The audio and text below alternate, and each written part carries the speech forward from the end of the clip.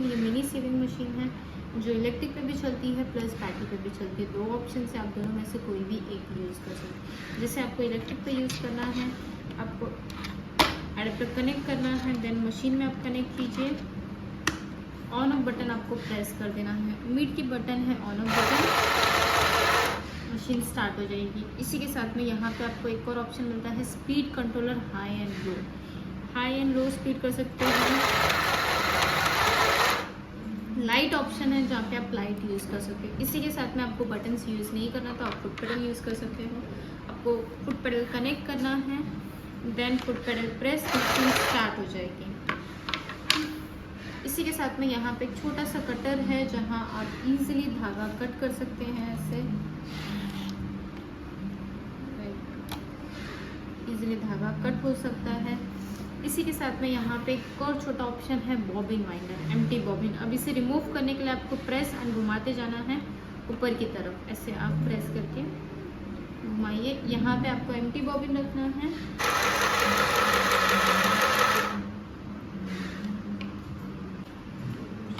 Mini sieving machine में आपको double thread मिलता है। Double threads mean upper thread and outer bobbin. अब दोनों में से कोई भी थ्रेड यूज़ कर सकते हो, दोनों के लिए सेम स्टेप है। जस्ट फॉर एग्जांपल आप अपर थ्रेड यूज़ करना चाहते हो, आपको थ्रेड लेके ये फर्स्ट लूप में आपको धागा पिरोना है।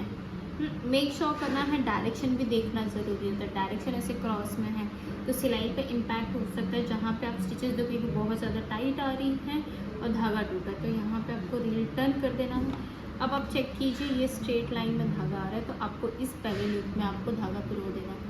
सेम आउटर बॉबिन आप यूज़ करना चाहते हैं तो मेक श्योर कीजिए आप इसे हाथ से भी रिमूव कर सकते हो। हाथ से नहीं हो रहा है तो आप सीजर लीजिए, बॉबिन के पीछे से आपको अटैच करना है और पुश कर देना है।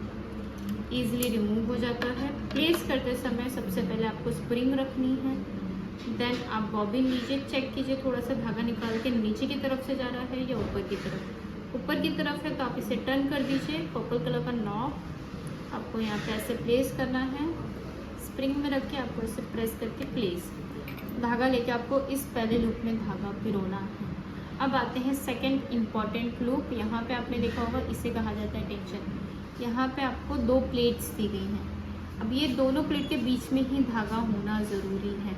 आपको ऐसे धागा लेना है और दोनों प्लेट के बीच में टक कर देना है। मेक श्योर करना है धागा दोनों प्लेट के बीच में ही हो।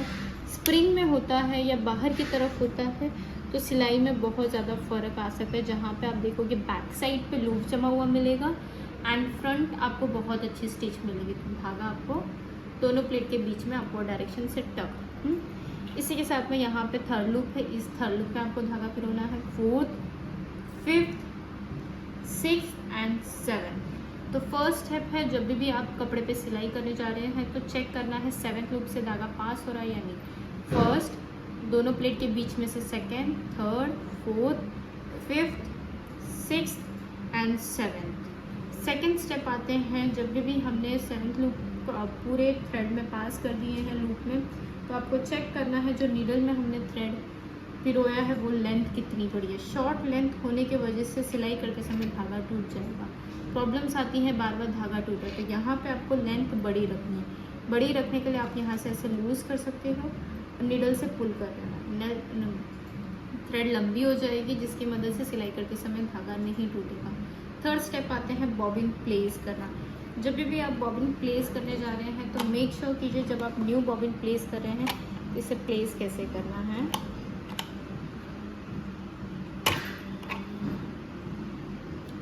एक हाथ में बॉबिन लीजिए, दूसरे हाथ में धागा। अब आप इसे टर्न कर दीजिए। ये एक 9 नंबर जैसा फॉर्म होता है, ये राउंड और ये स्ट्रेट लाइन एक 9 नंबर जैसे आपको ऐसे रख देना है। अब 9 नंबर रखने का रीज़न ये होता है ऑटोमेटिक बॉबिन का धागा बाहर की तरफ रखना होता है जिसकी मदद से सुई का धागा इजीली कैच हो जाता है। अब सुई का धागे को बॉबिन का धागा ऊपर लाने के लिए आपको क्या करना है, दोनों धागे को आपको हल्के हाथ से पकड़ लेना है। अब ये हैंड व्हील है, ये हैंड व्हील वर्क होता है नीडल को अप एंड डाउन करने के लिए।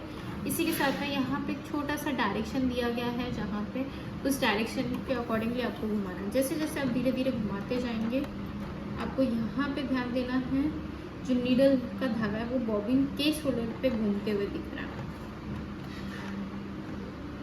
यहाँ पे आप देख सकते हो ये ऐसे घूम के आ रहा है, हल्का सा और रोटेट करेंगे ये धागे के पास आ जाए, बॉबिन धागे के पास। अब दोनों यहाँ पे साथ में आ गए हैं।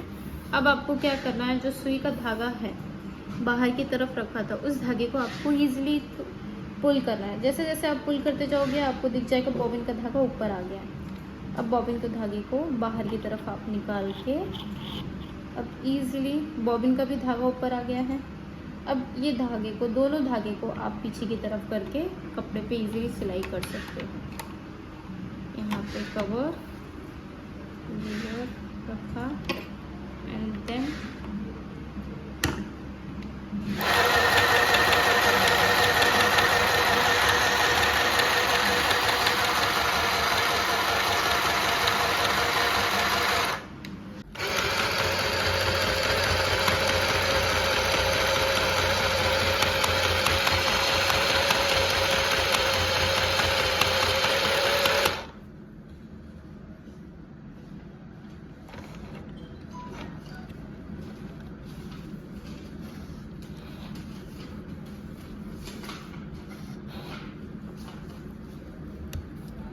अभी यहाँ पे आप देख सकते हो फ्रंट स्टिच कितनी अच्छी आ रही है। जैसे ही कपड़ा आप टर्न कर रहे हो ऐसे स्टिचेस है बट वो बहुत ज़्यादा लूज़ है। यहाँ पे देख रहे हो ऐसे गार्ड जैसी है।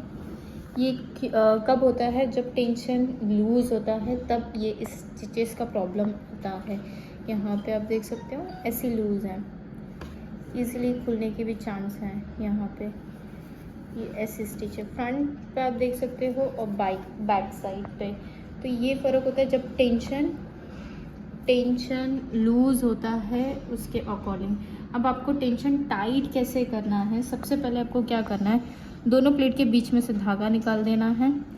अब बॉबिन एंड सुई, बॉबिन की तरफ टाइट होगा और सुई की तरफ लूज़ होगा। अब ये एक चीज़ ध्यान देनी है, चेक करना है स्टिचेस कैसे। अब यहाँ पे मेरी जो सिलाई है वो लूज़ आ रही है तो मुझे बॉबिन की तरफ टाइट करना है। अब आपको ऐसे नहीं घुमा देना है, बिल्कुल नहीं करना है। इससे क्या होगा, जो एक्चुअल सेटिंग होगी वो बिगड़ जाएगी, पूरी टेंशन भी टूटने का भी चांस हो सकता है। तो अब सबसे पहले चेक कीजिए जो टेंशन है वो टेंशन कैसा है। यहाँ पे ये साइन देख रहे हो आप, ये साइन, इसके अकॉर्डिंगली आपको टेंशन को वापस वैसे ही लाना है। अब मैं बॉबिन की तरफ घुमाऊंगी, टेंशन की जो पोजीशन है वो सीधी है। ये एक राउंड हो गया मेरा, मैंने वही पोजीशन मैंने लाया है। फिर मैं वापस घुमाऊंगी, ये मेरा सेकंड राउंड हो गया है। फिर और एक राउंड मैंने किया, टेंशन को वही पोजीशन पे मैंने रखा है। अब क्या करना है, कपड़े पे रख के स्टिच करके देखना है। मैं एक अलग क्लॉथ ले लूँगी, यहाँ पे प्लेस किया मैंने इजीली।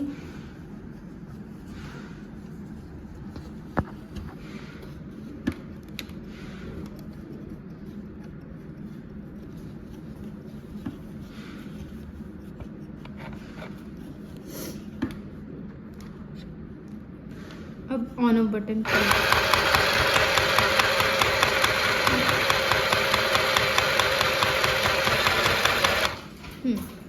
अभी भी आप देख सकते हो जो टेंशन है वो टाइट करने पे भी स्टिचेस अच्छी नहीं आ रही हैं।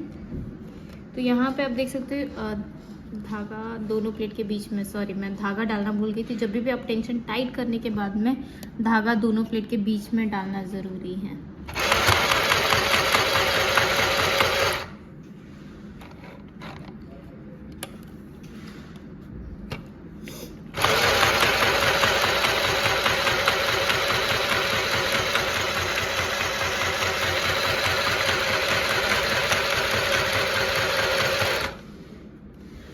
अब यहाँ पे देख सकते हो ये पहला स्टिच है और ये अभी का स्टिच, टेंशन टाइट करने पे। तो सबसे पहले ध्यान देना है, जब भी आप टेंशन टाइट कर रहे हैं या लूज़ करें तो 2 ही राउंड घुमाना है। चेक करके देखना, अब मेरी सिलाई है परफेक्ट आ रही है तो मैं टेंशन वापस नहीं घुमाऊँगी। आपको लग रहा है थोड़ा सा और बेटर चाहिए, मतलब हाँ टाइट दिखी बट उतनी अच्छी नहीं दिखी, तब आप 1 राउंड घुमाइए, धागा निकाल दीजिए। फिर 1 राउंड घुमा के वही पोजीशन पे टेंशन को लाना है, फिर धागा टक कर देना है। फिर स्टिच करके देखिए कैसी सिलाई आ रही है। अच्छा स्टिचेस परफेक्ट आने लगी तो बिल्कुल भी टेंशन टच मत कीजिए। पॉज। यहाँ पे आप देख पा रहे जो स्टिचेस है वो बहुत ज़्यादा टाइट आ रही, कपड़े भी खींच रहे हैं। तो ऐसा क्यों होता है? जब टेंशन एकदम ही टाइट होता है इसकी वजह से। तो अब यहाँ पे आप सबसे पहले ध्यान देना है स्टिचेस मेरी कैसी आ रही है, टाइट आ रही हैं तब मुझे टेंशन लूज़ करना है। अब लूज़ के लिए आपको ध्यान देना है जिस तरफ सुई है उस तरफ घुमाना है, एंड टाइट के लिए बॉबिन की तरफ। हमने पहला देखा था जहाँ पे जो स्टिचेस है लूज़ आ रही है, तो सेम स्टेप फॉलो करना है इसी के साथ में। यहाँ पे आपको सबसे पहले चेक करना है जो टेंशन की पोजीशन है वो कैसी। अब मेरी मशीन में जो टेंशन की पोजीशन है ऐसी है, तो मैं क्या करूँगी, सबसे पहले दोनों प्लेट के बीच में से मैंने धागा निकाल देना है। अब आपको जिस तरफ सुई है उस तरफ घुमाना है लूज़ करने के लिए स्टिच। तो मैंने ये एक राउंड घुमाया टेंशन को, वही पोजीशन। ये मेरा पहला राउंड हो गया, ये मेरा दूसरा राउंड हो गया, फिर ये तीसरा राउंड हो गया। अब क्या करना है, धागा टक कर देना है दोनों प्लेट के बीच में। अब यहाँ पे चेक करके देखना है स्टिचेस कैसी आ रही हैं, सिलाई।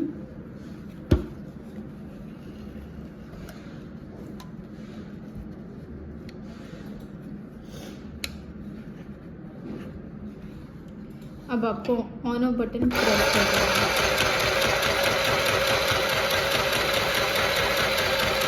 यहाँ पे देख रहे हो अभी भी थोड़ी स्टिच है वो टाइट आ रही है, तो क्या करना है, यहाँ से धागा आपको निकाल देना है पहले। फिर इसके बाद में आपको टेंशन की जो पोजीशन है मैंने वापस वैसे ही घुमाया। ये एक राउंड हो गया, धागा फिर दोनों प्लेट के बीच में मैंने टक कर दिया। अब मैं सिलाई करूँगी। अब यहाँ पे अभी भी टाइट जैसा आ रहा है, तो सेम। अब यहाँ पे ध्यान देना है 1 बाय 1 करना है। ये एक राउंड, धागा मैंने टक कर दिया।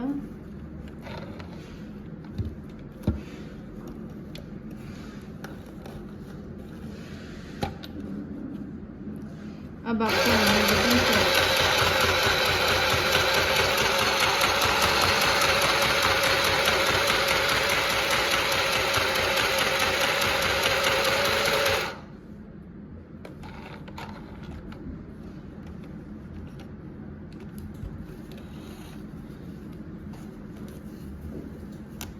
अब यहाँ पे आप स्टिच देख सकते हो, ये टाइट की तरफ था, ये लूज़ हमने टेंशन किया।